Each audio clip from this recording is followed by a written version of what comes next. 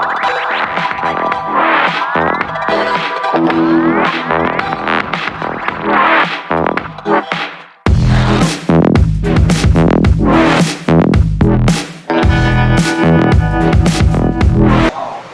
वालेकुम क्लास, मैं हूं सर हमजा अकबर और आज हम स्टार्ट करेंगे अपना 5th लेक्चर चैप्टर नंबर 2 का।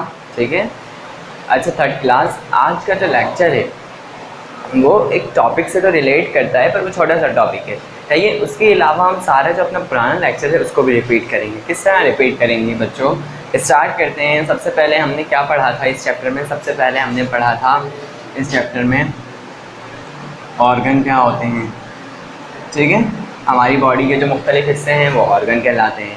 उसके बाद हमने पढ़ा ऑर्गन की टाइप्स, कि ऑर्गन की कितनी टाइप्स हैं। तो जी ऑर्गन की जो है वो 2 टाइप्स हैं। कौन कौन सी? इंटरनल ऑर्गन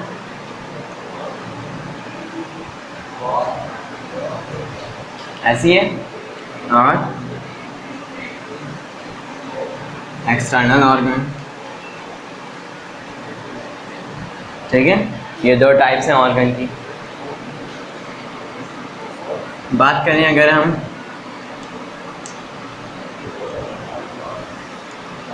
इंटरनल ऑर्गन की, तो उसमें हमारे पास क्या था? Heart,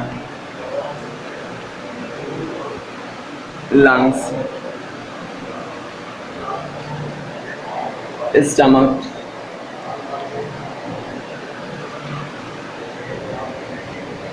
kidney,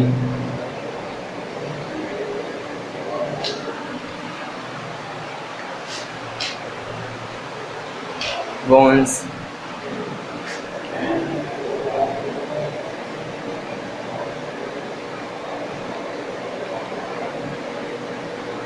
muscles.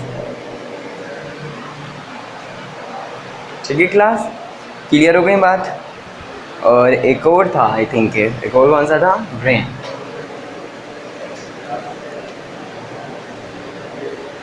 ये कुछ इंटरनल ऑर्गन्स थे जो हमने इस चैप्टर में पढ़े थे।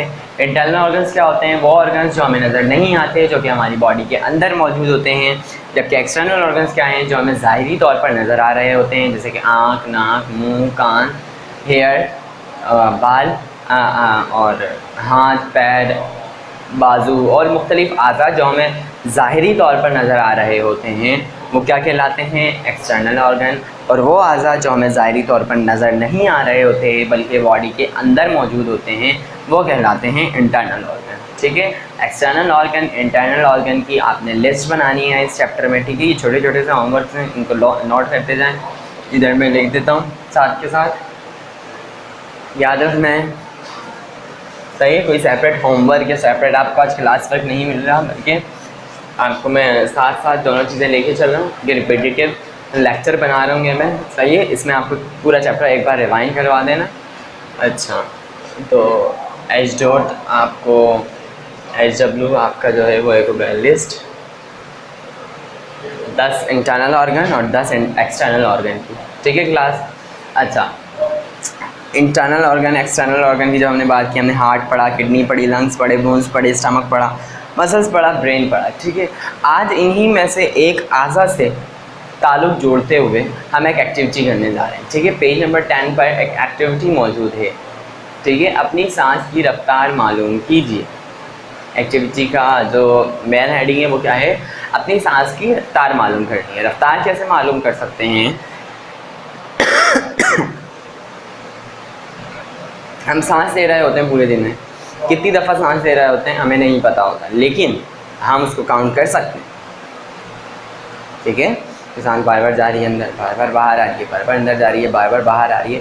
तो अगर हम गौर करते हैं तो काउंट कर पाते हैं। बात समझ में आ रही है?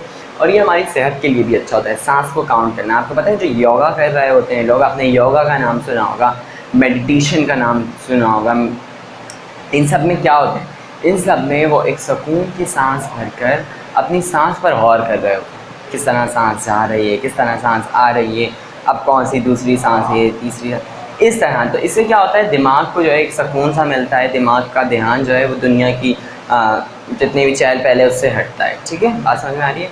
बहरहाल हम अपने टॉपिक की तरफ चलते हैं। तो आज का जो हमारा एक्टिविटी है उसको जब हम करना शुरू करेंगे तो इधर है दरकार अशिया।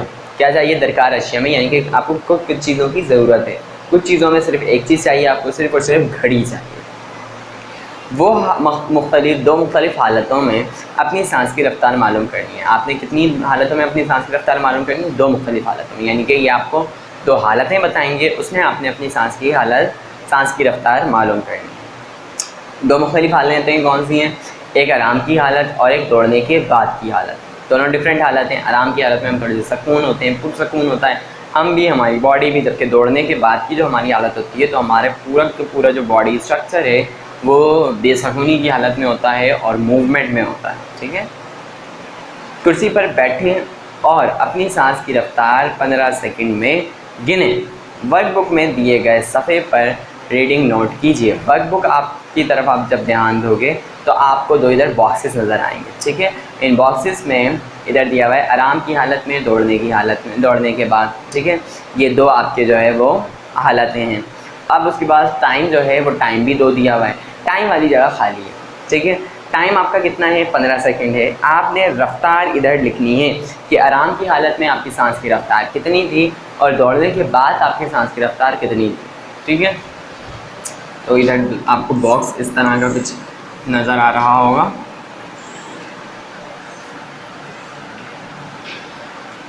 आराम, दौड़ने के बाद और 15 सेकंड का टाइम आपने बुक से बनाना है। ठीक है, अच्छा, आज जब आप कुर्सी पर बैठकर पुरसकून माहौल में अपनी सांस को गिनना शुरू करोगे। ठीक है, आपने गिनना शुरू किया, गिनते जा रहे हो, आप गिनते जा रहे हो, जितनी भी तादाद 15 सेकंड के अंदर, 15 सेकंड तक आपने गिनी। आपने घड़ी को देखते रहना, हाँ जी 15 सेकंड हो गए, घड़ी को बंद कर दें और अपने सांस गिनी, यानी कि टाइम चलता जा रहा है, आप सांस गिनते जा, 1 2 3, इस तरह आपने अपने सांस की तादाद गिनकर इधर लिखनी है। उसके बाद आप दौड़ो। ठीक है, दौड़ने से मुराद आप भागो, चाहे आप ऊपर से अपने अगर घर पे हो तो घर पे अगर कोई बैकयार्ड वगैरह है, बड़ा सहन वगैरह है, सही है, बड़ा कंपार्टमेंट है तो आप वहाँ भाग लो, वरना तो आप सीढ़ियों के ऊपर से भागते हुए नीचे की तरफ आओ। ध्यान रखना ऐसा ना हो कि भागते भागते गिर जाओ। ठीक है, क्योंकि असल में जो आपको कैलकुलेट करना है, काउंट करना है, वो आपकी सांस है। ठीक है, उसके बाद आप जब दौड़ के आ गए, आपको लग रहा है सांस बहुत तेज़ी से चल रही है, अब आप सांस को काउंट करना शुरू करें। ठीक है, काउंट करने के बाद आपने इधर 2 क्वेश्चंस के आंसर देने हैं। ठीक है,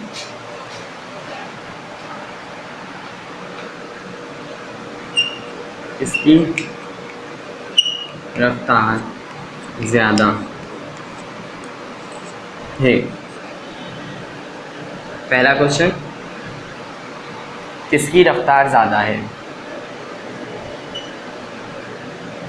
किसकी कम है और क्यों कम है? दोनों में से एक की रफ्तार ज़्यादा होगी, एक की रफ्तार कम होगी। ठीक है, जिसकी ज़्यादा होगी सबसे पहले आपने उसका बताना है किसकी रफ्तार ज़्यादा है। आपने सिंपल नाम लिख दिया कि जी आराम में आया, मैं आराम में जब मैं था तो ये सांस जो है मैंने इतनी ज़्यादा तेज़ी से ली, जब मैं उसकी हालत में था तो मैंने सांस इतनी कम, यानी कि जो भी ज़्यादा था इन दोनों में से वो तो आप कैलकुलेट करने के बाद पता चलेगा। आपने उसका बता देना, सिर्फ नाम लिखें, आराम की हालत में या दौड़ने की हालत में सांस क्या थी, रफ्तार ज़्यादा थी। अब कम किसकी थी और कम थी तो क्यों थी? अगर दौड़ने के बाद की कम थी तो क्यों थी? ठीक है, थक गए थे आप, या आपकी बॉडी और मुख्तलिफ फंक्शंस भी कर रही थी, बहुत तेज़ी से आप सांस लेने की कोशिश कर रहे थे जिसकी वजह से उसकी तादाद जो है कम हो गई, रफ्तार कम हो गई थी, या और दूसरा कोई रीज़न। वो आप जब एक्टिविटी करोगे तो आपको खुद ही समझ में आ जाएगा कि मुझे इधर क्या लिखना है। बात समझ में आ रही है? एक आराम की हालत में रीडिंग ली, एक दौड़ने के बाद रीडिंग ली और उसके बाद इन दोनों क्वेश्चंस का आंसर दिया। ठीक है क्लास, ये था हमारा आज का रिपीटेटिव लेक्चर और उसके साथ साथ एक एक्टिविटी छोटी सी जो कि आपको समझ में आई होगी। इंशाल्लाह अगले लेक्चर में हम न्यू चैप्टर स्टार्ट करेंगे। जब तक के लिए अल्लाह।